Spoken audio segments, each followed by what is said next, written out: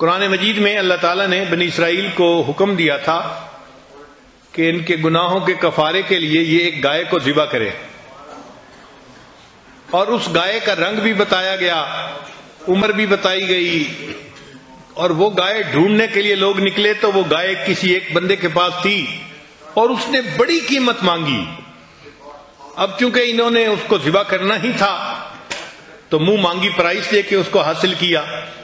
تو مفسرین نے لکھا ہے کہ اتنی مہنگی گائے انہوں نے خریدی، وجہ کیا تھی کہ جس نوجوان کے پاس وہ گائے تھی وہ اپنے ماں باپ کا بڑا اکرام کرتا تھا، اس ماں باپ کے اکرام کی وجہ سے اللہ نے اس کی گائے کو جو ہے نا متعین فرمایا ذبح کے لیے، تاکہ بچے کو اپنے ماں باپ کے اکرام کی وجہ سے منہ مانگی پرائس مل جائے گی اور اس کو رزق کے طور پر آسانی ہو جائے گی۔ تو جو ماں باپ کا اکرام کرتا تھا اللہ تعالیٰ نے اس کے رزق میں بھی آسانیاں فرما دی۔